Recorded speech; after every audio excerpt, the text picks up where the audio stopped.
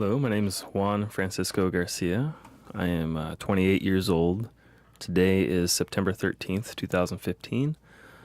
I'm in Sacramento, California with my interview partner, lovely wife Amber Ann Garcia. Hi, my name is Amber Ann Garcia. I am 32 years old. Today's date is September 13th, 2015. Our location is Sacramento, California, and I'm here with my loving husband. So, how did we meet?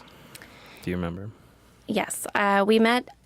It was a rainy night. I got a call from a friend of mine saying there's this birthday party going on in the Rosemont area. So I got all prim and proper and was driving. I got lost and I called my friend for directions, and she put this guy named Juan on the phone. I was making jokes because I was completely lost in the rain, and I said, I'm on a street called Man Love. I said, who names a street called Man Love? And Juan goes, you're in the wrong area. And I'm like, okay. So he proceeds to direct me on which area to go. In my mind, after I got off the phone with him, I was like, this guy is such a jerk. Oh my gosh. He's probably this is going to sound horrible, short, fat Mexican guy that's just going to hit on me all night long. This is going to be horrible. Such a jerk. And when I arrived, I pulled up to the house and I rushed out. It's raining. I just spent an hour on my hair, and now it's all flat and I'm damp, and I run into the house and I'm checking myself in the mirror. And then I hear this voice to the left of me, and there's this guy staring. He's like, hey. And I'm all, oh, this guy's kind of cute. Hey, my name is Amber. And he's like, my name is Juan. I was like, oh. That lesson that day taught me it is not okay to stereotype. What was your memory? What was your first impression when you saw me when I came into the house? Well, the first impression I got was the phone call, right? So, yeah, I never heard this lady doesn't know how to get around places. She's been in Sacramento for how long? Okay, I'll give her some directions, whatever. So, I don't think I was prepared. I think I was just expecting to just have a good time with my friends at the birthday party. So I think it was someone's 21st birthday party, and then you're coming. I think it was Sherry. Sherry had invited you to come over. Yeah. So, and then you come in, and it's just first thing I noticed was your eyes, and then you had red hair. I think you had dyed back then. I didn't know it was dyed, but I thought it was real. But anyway, so that was where the attraction started, right then and there. But I was just kind of taken aback, like, oh, who's that? Who's this coming in? But yeah, that's how it all started. And then I think we just started talking. I don't even think I paid attention to any of my friends the rest of the night. I just ended up talking to you, and we played. We got a deck of cards out, and we played War for like 3 or 4 hours. I let you win. Yeah. Okay. Sorry. Yeah. Right. Stick to that story. I don't know how I could let you win on War. It's all by chance. So you go ahead. You get the next question, honey. Okay. So throughout our entire relationship, what was the happiest so far moment for you? So far,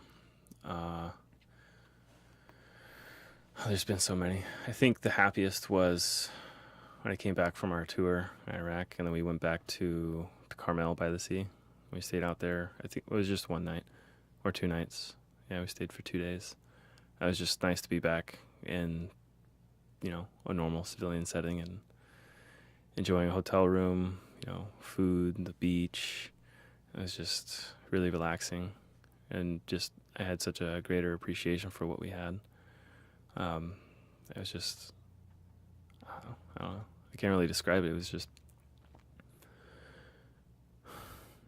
coming back from there where it was just hot all the time, and you see what, the people over there have to live through. Where were you? I was in Iraq. Okay. Yeah, so we were in Iraq. It was a 2009, but it's just oh, it filled me with great appreciation for what we had, and then just spending the time together. So back to the first couple of dates that we had, what was your initial impression of me as an individual? This girl's got jokes. Always funny, always witty. So when you found out that, how do I phrase this question? So my initial impression that I thought you had towards me was, cute, funny, innocent. Oh, did I learn? False advertisement started with the red hair. That should have been your first indication there's something wrong. She dyes her hair red. Why red? So throughout the years, what is one of the most disturbing things that you've ever heard come out of my mouth? I think it's when you threaten our cats' lives. We have 2 cats, and every time you get cat hair all over yourself because you cuddle with them, you wish death upon them because you just don't want to deal with the cat hair anymore. Let me get the record straight. Oh, I don't no. cuddle with them. They cuddle with me. Oh, okay. And it happens every time you're wearing something black. That's when it happens. I need to clear out my closet. So we have a son named Alex. I had him from a previous relationship. When you first met Alex, what was your impression of him? Oh, he was just too cute.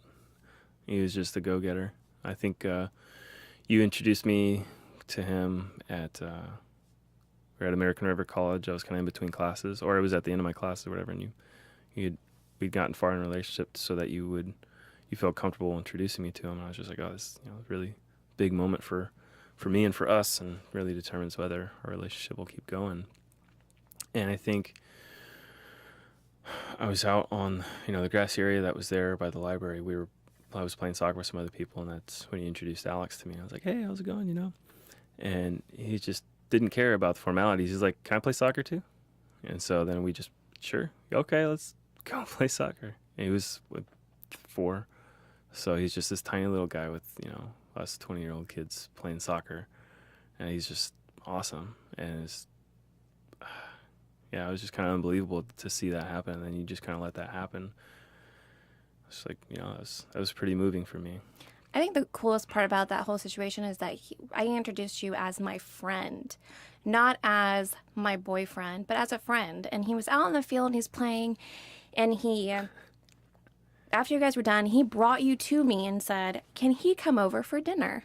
And it was like, that is when I knew that this was the man for me, because I knew it, but my kid also knew it. And my kid has that way of sensing that goodness in people. And I mean, obviously I had other guys I dated prior to you, and he was like, I don't like that guy, Mom. And I would break it off, and he never once said that ever about you. And that's one of the things I love most. Thank you. Now it's your turn to ask a question. Oh, okay. Are there ways you wish I would change? Here's Let a me get out question. my journal. Here's a question. Here's the loaded question. You're perfect in every way. Asterisk. Except I find you a little paranoid. And you have these really weird tendencies. Some interesting pet peeves. What is one of your biggest pet peeves? Well, and the patent upholds my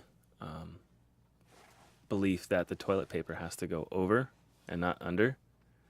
So that's the biggest pet peeve, is finding it under. And then once you found out, you would start messing with me by constantly putting it under, and then even going so far as to make it under, but make it look like it was over, so that when I'd pull it out and using it, it would end up being under, and I don't know.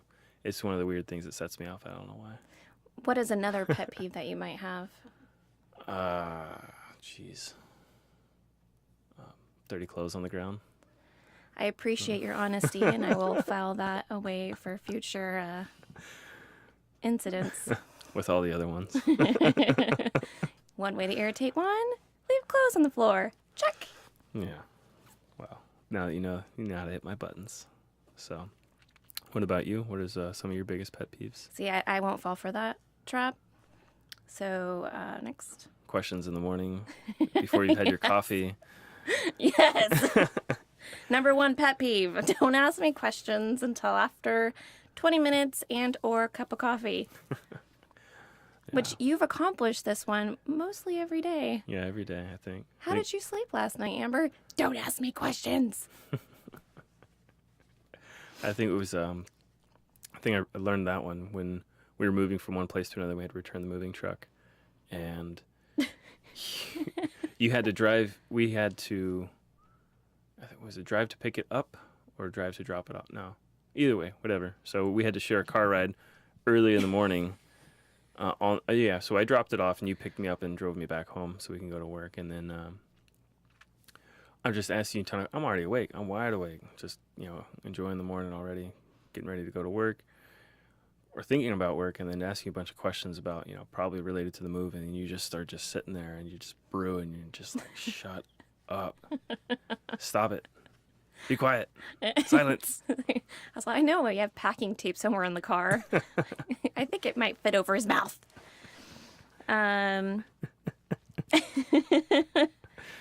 So far, what are some of the best lessons you've learned in our relationship?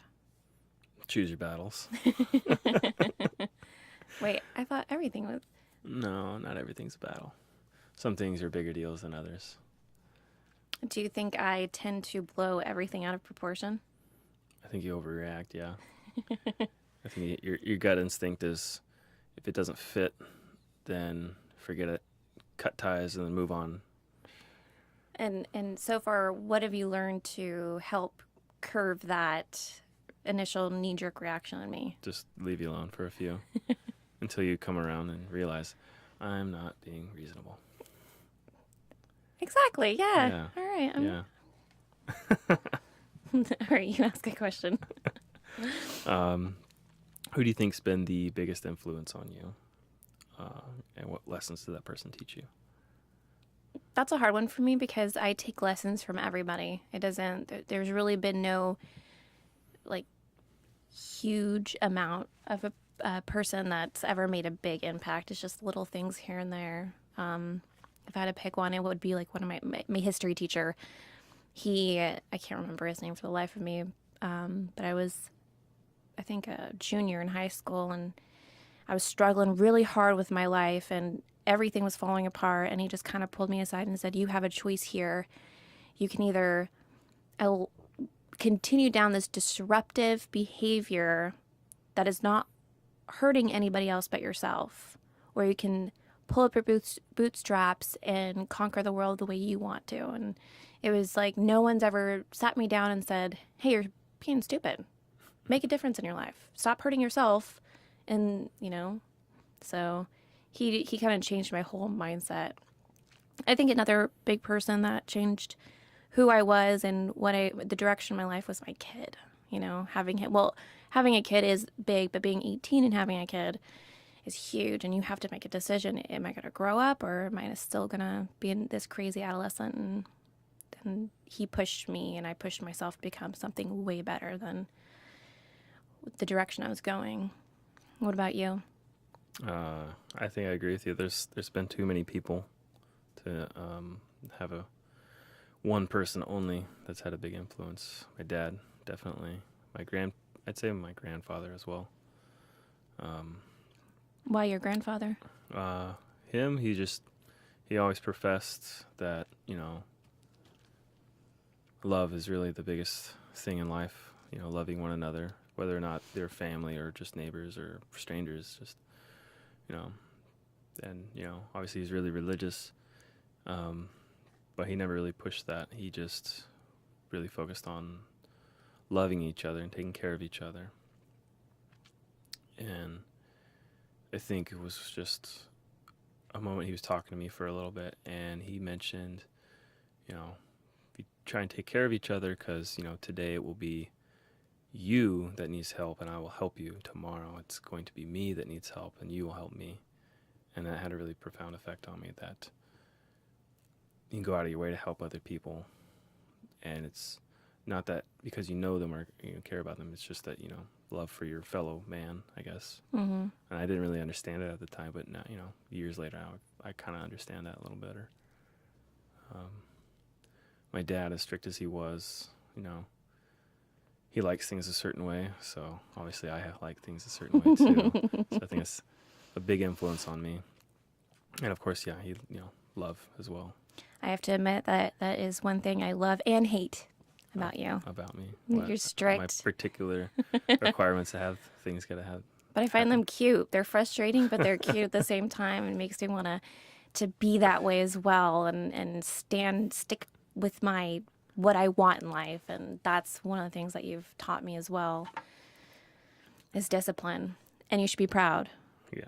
No one in the world has been able to teach me discipline. And patience. And patience. I'm still working on that. That's a work in progress. Yeah, it's constant. So I have a question. Are there any funny stories or memories or characters from your life that you would want to tell me about? Any kind of favorite memories? Well, we have so many good favorite memories, but Doesn't necessarily have to be us. It could be in your life in general. yeah. I think the Rosasco story. And who's Rosasco? So that's Nick Rosasco. He's just one of the funniest guys I ever served in the military with. He always made the best of the situations. What branch? Oh, you know the answer, but yes, we're in the Marine Corps Reserves the whole career. He's now gone to the Army. He's a traitor.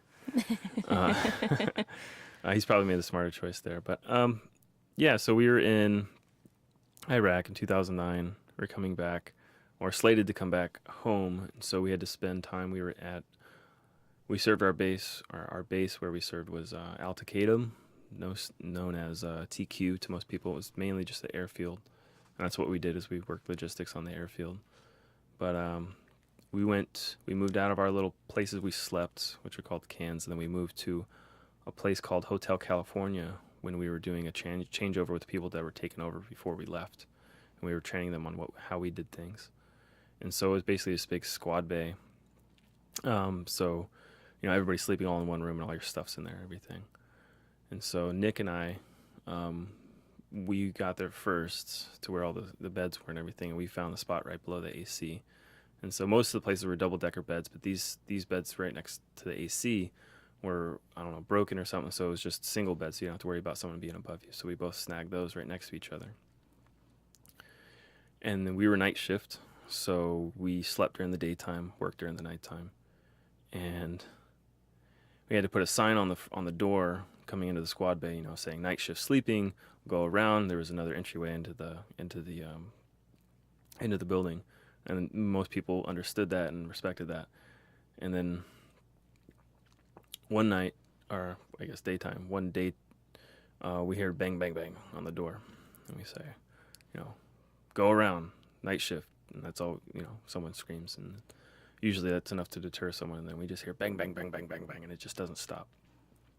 And so I'll start the story with, so I took like Advil PM or Tylenol PM to sleep at night just because it's really tough to sleep. So I just would do that every night. But that kind of left me in a comatose state. If I was still awake, I'd feel really sleepy, but I just couldn't move. And so I remember I was looking at the door. I heard all this going on that woke me up. And then Nick was just, forget this, man. And he rolls out of his bed and he starts walking to the door. And he sleeps in the nude. So I just remember being, comatose, laying on the bed and just can't move. And I see Nick's butt cheeks walking to the door all angry. I'm just like, and so, also I'll preface the story with, when you are talking to a senior in the military, the proper action is you go to parade rest, which means put your hands behind your back and then you continue talking to that individual that's superior to you in the rank structure. So he opens the door and he says, night shift sleeping, what do you want? And it's a staff sergeant. And we were lance corporals at the time, so we're like E3, and the staff sergeant's at E6, so three pay grades ahead of us. And that's a big deal. And then the staff sergeant, he just looks at Nick, and I could just see the guy's face, and he's just like, so many things he's thinking in his head, but his mouth just is trying to figure out which one to say, and then he just starts losing it, and so he starts knife handed. With knife hand is you put your hand out, crisp. The Marines will know what I'm talking about. Knife hand. And starts screaming at Nick, and Nick's just instant. He's well trained, and so he goes to parade rest. And then the staff sergeant starts losing it even more. What are you doing? He starts screaming and everything. So Nick just covers up. He's like, "Oh yeah, I'm sorry." And the staff sergeant keeps screaming, blah blah blah. And Nick's trying to sort out things, and the staff sergeant's like, if I was a female, we could be so much trouble right now. It'd be a lawsuit, whatever, or a court martial. And so they figure it out. The staff sergeant goes around the back and talks to whoever he needs to. And so Nick closes the door. And this time, the whole platoon is up. Everyone's paying attention. And Sergeant Nobles is in charge of us, and he goes, "Rosasco." "Yes, Sergeant." "Did you learn your lesson?" "Yes, Sergeant." "All right, go to bed." And then everybody starts laughing. Everybody just loses it. That's one of my favorite stories. Oh my gosh, yeah. That's probably one of the best. Is there any stories that you can think of that remind you or that are funny that you remember? Yeah, it's me, you, Alex. We're sitting at the kitchen table playing Uno after dinner one night. Oh, Uno night, yeah. Uno night. And Alex and I are obviously cheating underneath the kitchen table. You guys had a bad habit of that. Slipping each other cards so we would beat you. And I can't remember, maybe you can help me fill this in, but I can't remember exactly how you came up with this, but you're like, someone is cheating. They're both called Schmamber and Schmalix. Oh, yeah. And Alex and I don't know why it was so funny, but we could not stop laughing. It was like Schmamber, Schmalix. Yeah, I think it was, I just couldn't believe what was going on. You guys are obviously cheating. You're just having a good old time and stuff. And so I was trying to be playful too, and I was like, somebody's cheating in this room, and their names rhyme with Schmalix and Schmamber. And it was just, I don't know, it was just totally random, and then you guys just weren't expecting it or something. I think you guys were laughing for a good 2 or 3 minutes about that. And I'm sitting here trying to figure out how to spell it so it can be one of my security passwords. Like, no one will ever figure this out. Ha ha ha. So this is a question that you brought up on the car over here, and what is one of your guilty pleasures? I got to experience it yesterday. You took Alex to a birthday party, and I had the house all to myself. I got to do whatever I wanted, didn't have to think about anybody else. Hung out with the dog, the cats, didn't have to say anything, didn't have to worry about anything. That's probably one of my guilty pleasures. Not too often do I have that, but I kind of appreciate it when I have it. Just to not have to think or worry and stress about. I mean, that's just kind of having a family, is worrying about, what Alex is doing or what you're doing, or do you need something. I think that's just kind of the mentality I always have. Just my brain's always firing. What's next? What do we need? What do we need? What do we need? What do we do? What do we do? And then when you guys are gone, it's just I can just turn that switch off, and my brain just kind of goes, relaxes. And so that's one guilty pleasure I get, but not too often. But it's nice to have every once in a while. Right back at you. What's one of your guilty pleasures? So subconsciously, I like to hoard money, and I never knew why. And recently, we're on this crazy adventure of trying to buy a house, so we're on a strict budget. So that hoarding has come into play, or come into the situation where I can secretly buy Starbucks. Without it showing on the bank account? Without it showing on the bank account. Can't tell you how many times I've paid for drinks at Starbucks in quarters and pennies. And I'm like, I'm so sorry. But you're not. I want a strict budget. My husband doesn't let me spend money. Don't ever go to the Starbucks off of Madison and Greenback. They all think you're crazy. They think you're crazy? No, you're crazy. I tell them that you punish me and I'm not allowed to have coffee. So I have to use my car change. So I can show up with a picture of you. Have you seen this lady? She's been missing. Yeah, she's in the lobby having her third latte. being married as long as we are together, as long as we have been, what is one of my most romantic, ideal thing, getaway, dinner, anything that I would enjoy doing? What would you enjoy doing? Yeah. Going to a rock concert. I think you'd like that. But as far as romantic, no. Probably dressing up. You like a good excuse to get dressed up. And you look good when you're dressed up. Go to a nice dinner. Where would you take me? Where would I take you? Let's see. That's a good question. I don't have anything off the top of my head yet. Well, I like. I would like. You'd probably like a sushi place, so I'd probably take you to a sushi place that you like. Maybe a winery in Napa. You'd probably like that. We haven't done the wine train yet. I don't think you'd like that. You know, our anniversary is coming up soon, so. Yeah, we're trying to buy a house right now, so it's gonna be more of like a high five. Good job. Until next year. A top ramen in our kitchen. We can do spaghetti. Add some shrimp in there. Spaghetti, yeah. That's my favorite food. No, but I think you'd like a sushi restaurant, or I don't know, probably moving to dinner is too cheesy, but maybe go see a show of like we've never seen an orchestra. I thought you might like that, like a fine dining and a fine music thing. I think a really good idea would be for us. I need to get a pen. Hang on. It's not really romantic. It's not romantic for us, but as a family, I'm kind of switching up. I'm sorry, but I'm switching. Here we go. As a family thing, what I think we should do. Disneyland. No, I think we should go to a murder mystery dinner. Oh. And Yeah. take Alex, but don't tell him it's a murdery mystery dinner. I think it would just help build his sense of humor a little bit. No, I think it'd be a really bad idea.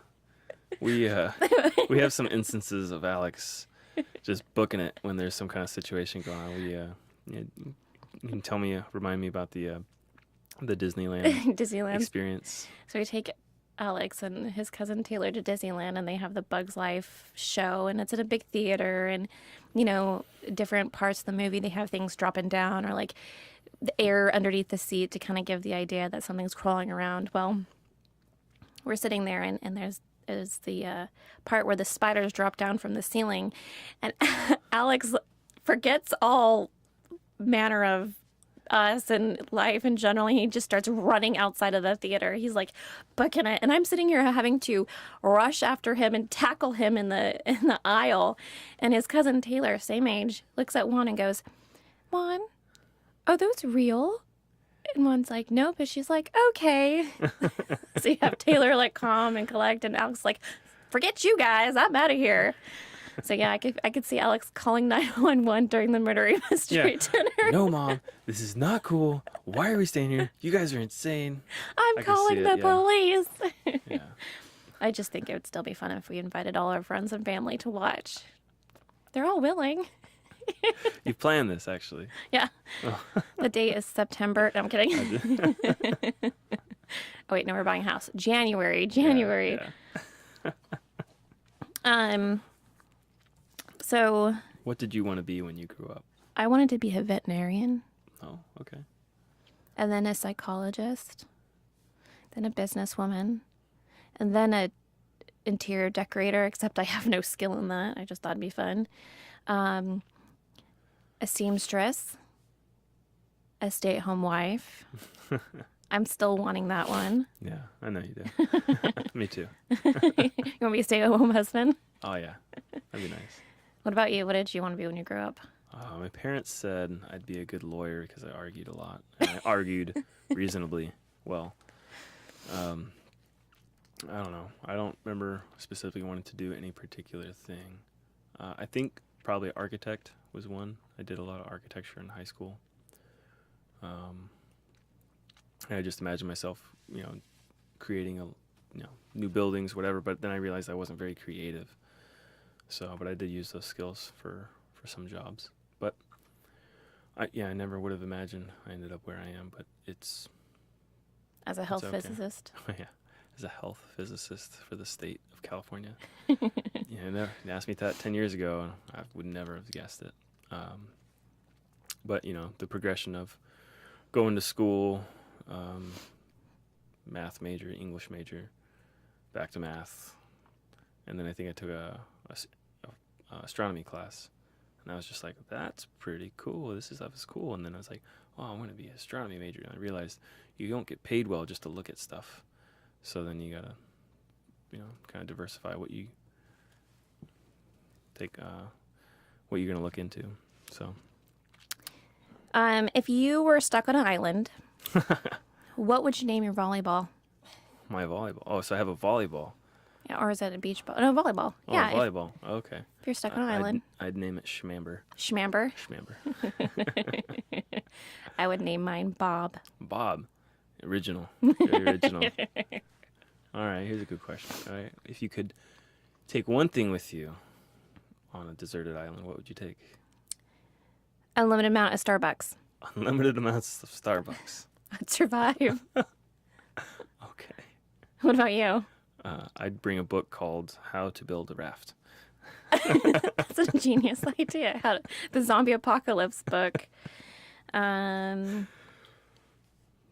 is one of the biggest things that gross you out? Oh, man. I don't know how gross we can get on the radio, or on this recording, but I guess when one of the cats has a hairball and then it just disappears, either because the cats or the dog get to it. You hear it across the house, but then by the time you get there, there's one or the other animals looking at you like, huh? What are you talking about? And yeah, I think that gets me that pretty good. For me, it's when people make my food and they touch their face. Oh. Or their hands go below the counter. I'm like, change your gloves. Change your gloves. It's weird. I know. All right, make something funny. Come on. Make something funny. Do you have any favorite stories? We already went over that one. Oh, we did. Yeah, sorry. Okay. I looked at that one. Tell me something that you did that you got caught doing. All right, let me tell me about a time you got caught doing something you shouldn't have been doing. All right. I was a kid. I think I was probably 11 or 12. My dad's very strict, wouldn't let us eat food anywhere except for at the counter. And so, then we were allowed to stay home during the summertime.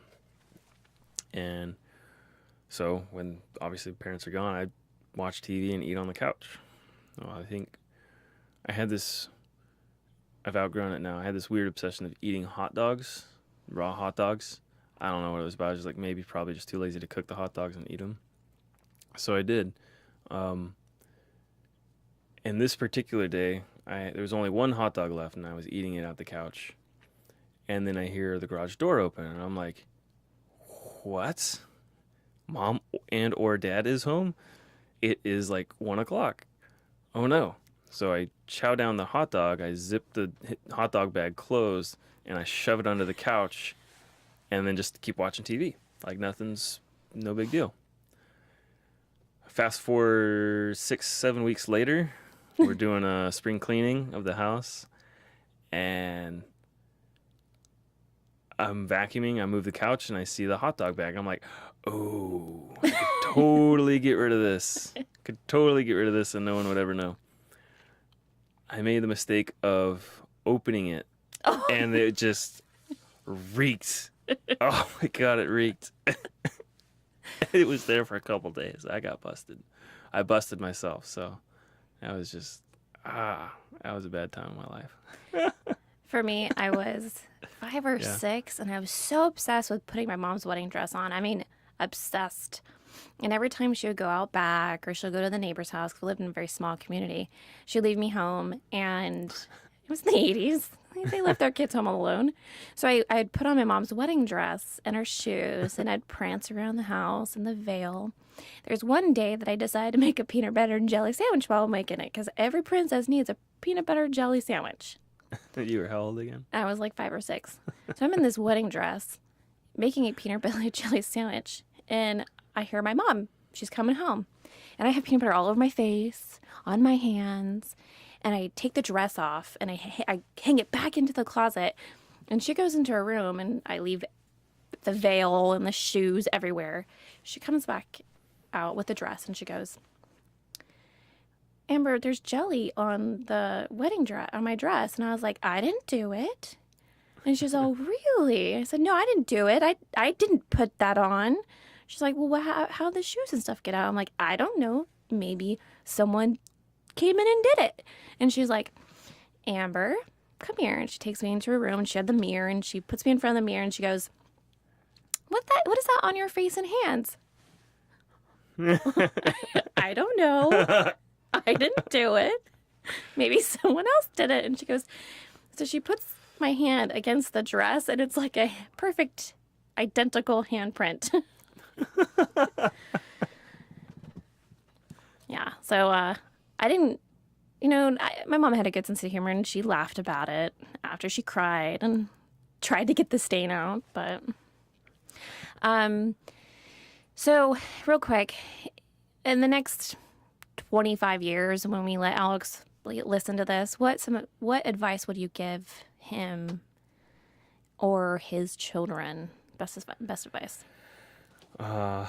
Don't take life too seriously.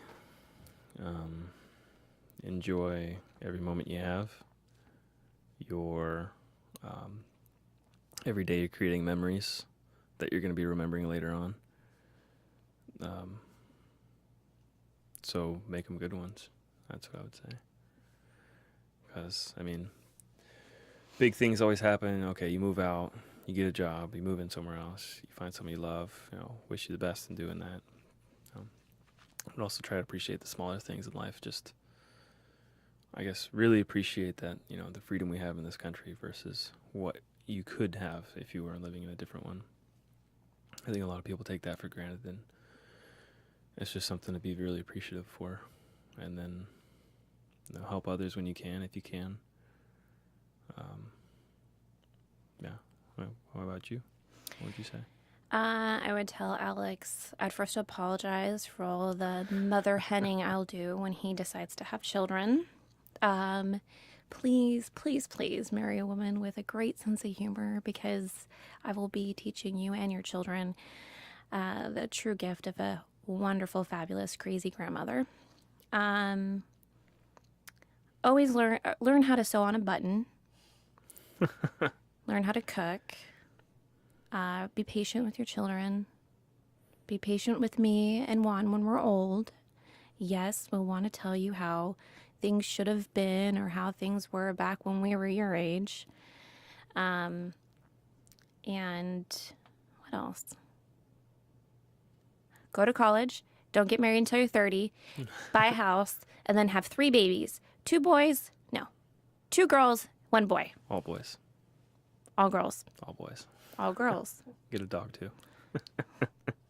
German Shepherd or Golden Retriever. Get a small dog. Bigger dogs have bigger messes to pick up. And if you go in the military, I will hurt you. Yeah, you guys don't have to go in the military anymore. No? No. No, he is going to. What's going to happen? Who? Alex. No. He's going to go in the military. So I'm like, I'm going to follow the way of Juan. And I'm like, I am not happy with you. No, I guess he can do whatever he wants to. He's 18, but I love you. I love you, too. Thank you for bringing me here and making me do this. You're welcome. This was fun. Yeah.